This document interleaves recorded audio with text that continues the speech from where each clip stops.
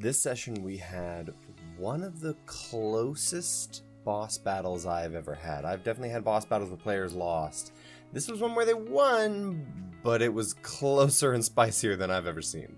When last we left our heroes, the players were trying to figure out how to get rid of the infestation of mosquitoes around the town of Fenlock, and having suspected the marsh matron, a hag individual in the swamps, they went and confronted her. However, they found that she was not to blame, at least so she claims.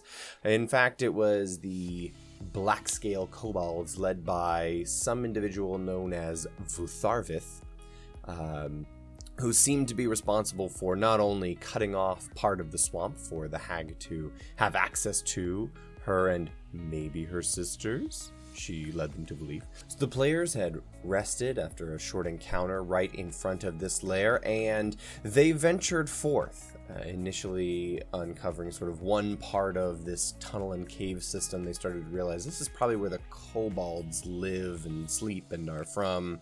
But there's this other side of the cave system that is bigger, larger, a little more menacing.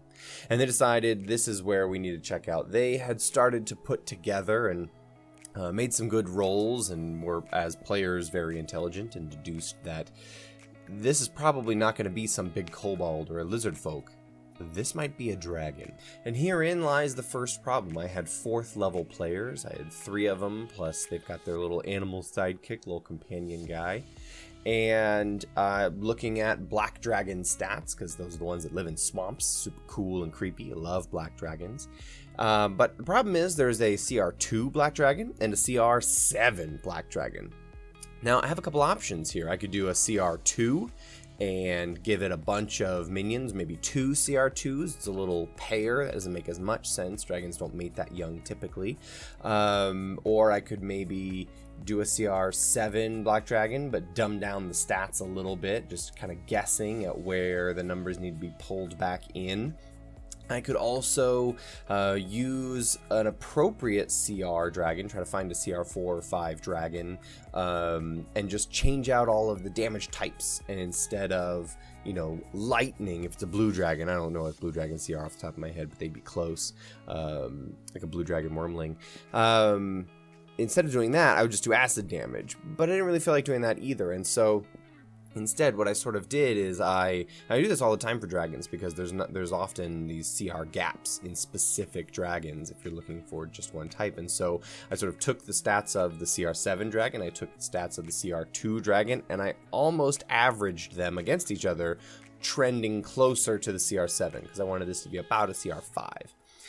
And so I did that. I also, heavily inspired by Matt Colville's action-oriented design, I wanted to give the creature maybe some bonus actions or things it could do when it was bloodied, as well as villain actions. If you're not familiar with villain actions, they're basically just a replacement for legendary actions. And they're sort of legendary action-ish, but they're more flavorful, a little more powerful, a little more thematic, and they key off of certain rounds. So typically you'll have like rounds 1, 2, and 3, and maybe a 4th round if you think the battle is going to go a little longer, but typically speaking, by that point you can start to let up or start reusing villain actions. The idea is basically villain actions give the battle a little more scope and shape than just your regular legendary actions. So I've got the Claw Bite, I've got a Breath Attack. As a bonus action, I gave this dragon the ability to sort of spit out a gob of acid at a single target and have them, suffer a -1 cumulative AC penalty as sort of either their armor or just eating into their skin, causing them to, be less apt and adept at dodging and avoiding attacks. And then as villain actions, sort of, early on summoning these group of minion kobolds, because I sort of have this idea that kobolds sort of, in my setting at least, function much like medieval people thought maggots did, where they thought maggots just spontaneously appeared on meat if it was left out for too long. I sort of have it that way for kobolds. Like, kobolds would just appear whenever a dragon starts to settle down and make its territory so they can worship and venerate that dragon. And sometimes kobolds are left surviving after a dragon is killed, and they just sort of wander and they create tribes and mate with each other. And that's why you'll sometimes find kobolds without a dragon to go along with it, but very often when you encounter kobolds, there is a dragon there also. So the first villain action is get some more kobolds in here, summon them. They're really weak minions, and they will sort of spontaneously appear out of thin air and change the action economy a little bit. Second villain action sort of changes the terrain of everything by coating the floor in this black sticky sludge and making it difficult terrain, and people need to make dex saves or be knocked prone if they move. And then finally, the third villain action, sort of their big ult ability, is any creature who has taken damage, acid damage specifically, from Vutharvyth in the last minute, their skin begins to sizzle and burn as they take acid damage equal to half their current HP. And that's an interesting mechanic right there off the bat. I'll go ahead and address that.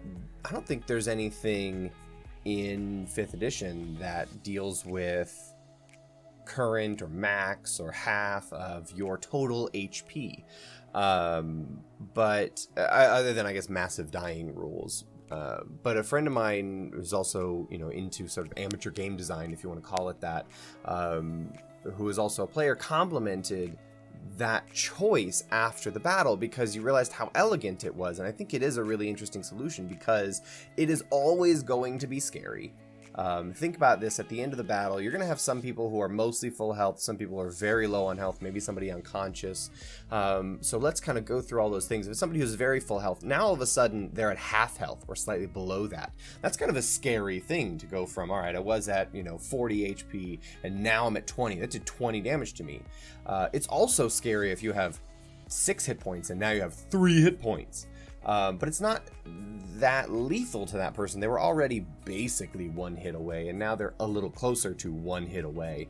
So it's going to be scary and threatening for everybody, but it's not going to do as much damage if you were already hurt than if somebody wasn't hurt at all. And if you are unconscious, well, it's not an attack or anything, so it's just a failed death save, which is scary. It's tough, but it's not sort of the end of the world, big attack type thing. So I thought that was an interesting kind of stab at it. I literally created it as the players were sort of hanging out and mingling before the session. I was like, I know I need a third villain action. The one I have kind of penciled in is garbage. I need something interesting, and I don't remember what triggered it, but they were just sort of hanging out, talking, getting their stuff together while I was finishing up prep, and that half current HP sort of came to me. And in hindsight, I think it was actually a good move. The last couple things are anytime Vutharvyth successfully hits the same target with 2 claw attacks in the same turn, they need to make a strength save or be knocked prone. I just think that gives a little extra oomph to that claw, and then the final bite, the bite getting advantage now that person is prone. I think that's a really cool thing. And then when Vutharvyth is bloodied, all melee attacks against him deal a d6 of acid damage against the attacker. Like, his blood splattering against them is acidic, like the xenomorph from Alien. And the very last thing that sort of was going to make Vutharvyth a challenge was when he dies, his lair is going to begin to flood very quickly. And so you're going to have to see if you can loot whatever you can quickly, or get out of there before you start to drown, have to swim out of there, things like that. And so I felt like this was a big, meaty stat block that for the most part I could have this one boss against my party of players, and it was going to be interesting and dynamic and a very cool fight. I was ready to rock. So the players go in, they sort of confront Vutharvyth, who is hiding in these pools of water.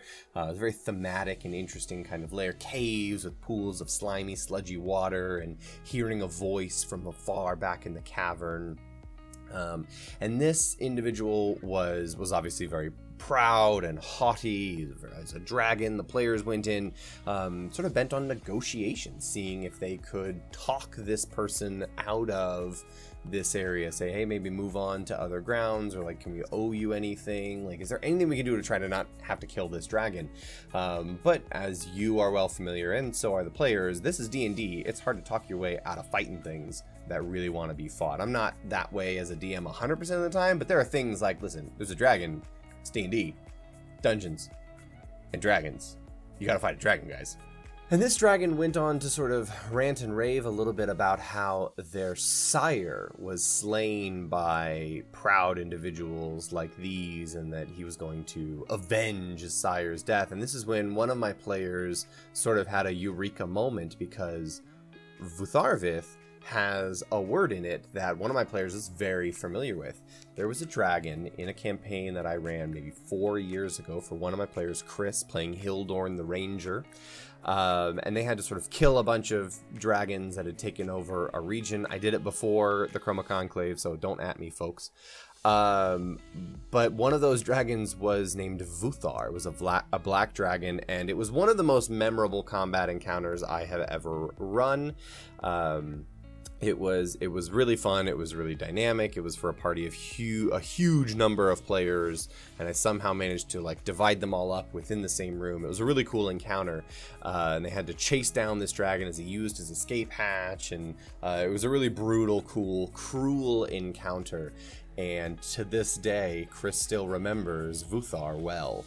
And it was really cool kind of Easter egg for him to see that lore progression a little bit of like, oh, this guy, like in game, this was several hundred years ago, and it was a character that none of these characters have ever heard of, but I was there. I remember I met Vuthar. I killed Vuthar. And it was cool for him to meet Vuthar's heir and sort of redo that. So I like to have throwbacks and Easter eggs from previous campaigns, especially if I have other players there from those games. He also seemed to indicate that, like, I'm not interested in bending the knee to any of you or doing what any of you ask. I serve someone greater and more important, and, you know, I will only submit to my queen, my leader. All of you are, you know, beneath me and weak. And the players didn't really put much together with that. They figured, yeah, there's some bigger dragon somewhere, but we'll have to worry about that later. They rightly realized that they're in no position to deal with anything bigger than Vutharvyth, and so they realized very quickly, like, listen, we're gonna have to kill this guy. I mean, there's no way around it. It's a dragon. He's not gonna do what we ask him to. We're gonna have to kill this guy or move the town, which is maybe harder. So here we are. Let's do the thing we have to do. And this is when party dynamics started to really become evident. The makeup of the group of the party. We have the ranger. Ranged damage, pretty good single target damage, not so great at dealing with the mobs of kobolds coming at them. We have the Barbarian, who is great at getting in the face of something big and dealing big damage to it. And then we have the Bard, who, to be perfectly honest, not built for combat. Really not built for combat. She sort of sits in the back, sometimes shoots crossbow bolts because that's one of her most useful things. Doesn't really have good damaging cantrips because oh, this is going to get hard to say. Hang on a second. Reset. Vicious Mockery. You did it. There we go. Vicious Mockery is not great in terms of damage, and so she sort of sits back with a crossbow, tries to do, you know, sleep spells, which is very helpful, and control and things like that. But it is a really spicy makeup here because obviously the Barbarian is taking an enormous amount of damage, just basically face tanking a dragon by themselves. And the people in the back are taking almost no damage because they're nice and safe. And so it started to get really spicy for Phaedra the Barbarian, so she had to kind of dip backwards, and Hildorn stepped up and started to take some more damage, and so they went back and forth, and it was a really tense back and forth fight, and Phaedra ended up going down once or twice and having to be brought up with Cure Wounds by Bria the Bard. A really tense back and forth battle. At the end of it, the very final things knocked them unconscious. Bria was the only person left standing. Both Hildorn and Phaedra were knocked out as they landed the killing blows on Vutharvyth because the acid blood was the thing that knocked down Phaedra. The Hildorn was already unconscious, had just gone unconscious in the last round, and Phaedra, landing the killing blow with only 2 HP, took damage from Vutharvyth's acid retaliation, from his acidic blood. And it knocked her unconscious as well. No big deal. Bria just goes over, pops some Cure Wounds, easy money. Well, at this point in the battle, Bria's out of spell slots. and the room begins to flood. I was sitting here realizing what was happening and describing the room starting to flood, and I started to do the mental math, and I sort of know what's happening. I wasn't going to be able to pull any punches at this point, and the situation was what it was. The players had to make some hard choices, and I really, really thought that at this point in the battle, Bria has to make a choice. There's no other enemies, but the room is flooding. We're still sort of in initiative because she can only get so far so fast, and people are rolling death saves. She managed to make some medicine checks, stabilize people, but now the water is ankle height and rising quickly. It's about to cover up these bodies. I think at this point, my take was the only thing Bria can do is pick one person and drag them to safety and leave the other person for dead. And I felt like this is going to be a really interesting and dramatic choice to watch Bria agonize over these. And if she doesn't make a choice, they both die. So she has to make a choice, right? However, once again, the ingenuity of my players is not to be underestimated, because Bria has an item that is basically sort of the one of the features from the College of Creation Bard, I think, where she basically has a hat, and she can pull something out of the hat like once a day or proficiency mod times per day, as long as it doesn't exceed a certain gold cost and as long as it's medium size or smaller.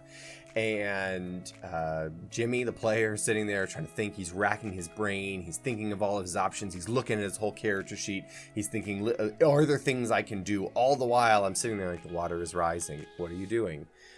This is like Talray, the little deer fox, is trying to help wherever he can. He's not very helpful either. Like, what are you doing? And at this moment, Jimmy has probably, up to this point, the greatest eureka moment of this whole campaign. Jimmy pulls a wheelbarrow out of the hat, and we all check. We look for whatever rules we can, and wheelbarrow is very obviously a medium-sized object. Obviously, within the rules, can totally do it. It's such a genius move. Jimmy pulls out a wheelbarrow and then has to roll some strength checks and has to figure out how to lever in, being the weakest and smallest individual, have to figure out how to put these two people in a wheelbarrow. And then with all of her strength and stamina, taking on levels of exhaustion, pushing this wheelbarrow loaded down with two individuals out of this cave. And it was such an incredible, epic, heroic, clever moment. I couldn't be bothered to, even now in this moment looking back on it, think about, are there rules that were broken, because it was so awesome. And that's one of the things you have to do as a DM, is recognize when a moment is too cool to let the rules get in the way of it.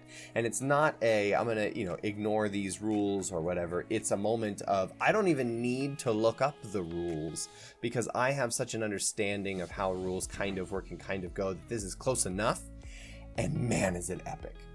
And that's what we're after as game masters, storyteller, dungeon master, whatever you want to call it. That's what we're after, is cool, epic, dramatic, fun, memorable moments. The wheelbarrow story is something that's going to get told with this group of players for months, maybe years in the future. It was a really cool moment, and at the end of it, the water is sort of lapped up to the beginning of the cave, the mouth of the cave. Everything else is completely submerged, and the Bria is just laying there, almost passed out, sprawled out on the floor, as the other two wake up an hour or two later, and everybody basically just collapses where they are, hopes nothing is going to attack them, and gets the long rest that they so thoroughly deserve. It was a very memorable, very cool boss battle as they tried to figure out how to overcome these challenges. Two people going unconscious, having to rescue them from near certain death. It was really cool, very memorable. I was very pleased with my players that night. And that's where we've left things. They still have not managed to loot the lair of Vutharvyth at all. They're going to see if they can figure that out in the morning, because right now they are completely passed out. So next week, they have to go and see if they can figure out how to loot, and then go back and talk to that hag and cash in on their deal, and maybe make a couple other deals. But that is where we left things. I hope you learned some interesting or useful lessons. Obviously, if you are not already, I encourage you to subscribe to the channel. Views and subscribes, likes, comments, all kinds of things like that are really encouraging to me as a creator to see that people are engaging with, learning from, and honestly just enjoying, even if it's for just entertainment value, the stuff that I am making. So that is very encouraging. I've been happy to make this series. I think it's been really fun. I'm glad to capture the story of this game and hopefully turn it into useful lessons for all of you folks. Well, thank you all for listening, and I'll see you next time.